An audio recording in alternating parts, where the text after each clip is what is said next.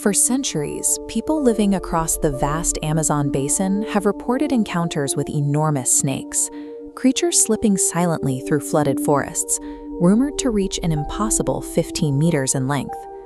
These accounts are heavily recorded in the notebooks of reputable 19th and early 20th century naturalists. British explorer Percy Fawcett, for example, systematically documented sightings of serpents measuring well over 18 meters during his own surveys. Yet, if we consult the strict scientific record, the numbers drop sharply. The single largest clearly documented specimen, which is archived by the Natural History Museum in London, measured just over 8.4 meters. This leaves a stark divide. Either generations of trained observers were completely fabricating their field notes, or the Amazon is an environment uniquely engineered to hide massive predators. To understand how a predator of this scale vanishes, you must look at where it lives. The Amazon covers nearly 7 million square kilometers, woven together by a sprawling labyrinth of murky rivers and flooded wetlands. This chart visualizes the precise results of a comprehensive 12-year telemetry study that tracked green anacondas in the Peruvian Amazon. Even when researchers used radio transmitters to pinpoint a snake's exact location, the animals were only visible 17% of the time.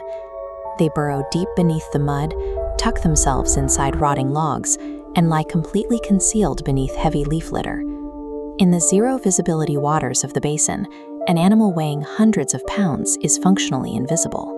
Unlike mammals, which hit a genetic ceiling and stop getting bigger, reptiles experience what biologists call indeterminate growth. As long as an anaconda survives and finds a steady food supply, its body keeps expanding. This specific diagram shows why continuous growth usually fails on land. Gravity places immense stress on heavy bones and organs.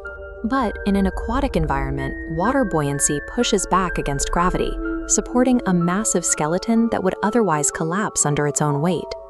When you combine an animal that theoretically never stops growing with an ecosystem that acts as a perfect visual filter, the idea of a 50-foot survivor deep in the jungle suddenly shifts from myth to a highly plausible biological hypothesis.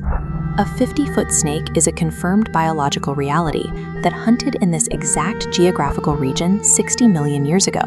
Its name was Titanoboa. It reached lengths of 15 meters, weighed over a metric ton, and belonged to the exact same anatomical family as the modern green anaconda. If apex predators of this magnitude lived in South America, why did it take paleontologists until the early 2000s to find a single physical fossil of one? The answer comes down to the soil. Tropical rainforests are incredibly hostile to preservation. The extreme heat, constant moisture, and highly acidic earth act as a corrosive barrier, rapidly dissolving bone and erasing physical remains. The only reason we know Titanoboa existed at all is because a massive open-pit coal mine in northern Colombia dug straight through that corrosive layer. The deep sediment of the mine provided the rare, exact conditions necessary to protect those fossils from the jungle above. Because the rainforest actively consumes its own dead, the total absence of massive snake bones today does not disprove their existence. The jungle simply doesn't leave a trail. So if they can hide flawlessly and their bones naturally vanish, what physical force is stopping a modern green anaconda from reaching Titanoboa proportions? This diagram illustrates the core rule of cold-blooded thermodynamics.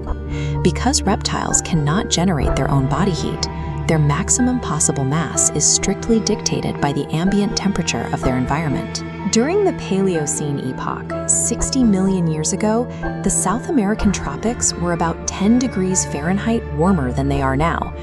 That immense heat allowed a cold-blooded animal to sustain a 1-ton body without its metabolism shutting down. When we drop the ambient temperature gauge to today's levels, we see the strict biological ceiling at play. The cooler modern climate directly limits the snake's metabolism, restricting its growth to the 6 to 8 meter limit we see in the wild today. Despite its sprawling size and endless prey, the modern Amazon ecosystem simply does not generate the ambient heat required to physically fuel a prehistoric leviathan. This leaves us with an unsettling prospect. As global temperatures rise rapidly due to climate change, is the Earth warming enough to bring back the Titanoboa? While a hotter planet could theoretically support larger cold-blooded predators, the specific aquatic habitat those giants require to hunt and breed is actively being eradicated. Heavy human infrastructure and aggressive deforestation are cutting through the Amazon, draining the vast, uninterrupted wetlands that an apex predator of that magnitude relies on to survive. Titanoboa evolved over millions of years alongside a slow, gradual warming of the planet. Modern climate change is happening at a devastatingly rapid, unnatural pace, giving animal metabolisms almost zero time to adapt. The Amazon's murky depths will continue to perfectly conceal the massive 6-meter anacondas that live there right now. But strict thermodynamic limits and human habitat destruction ensure that true 50-foot leviathans will permanently remain ghosts.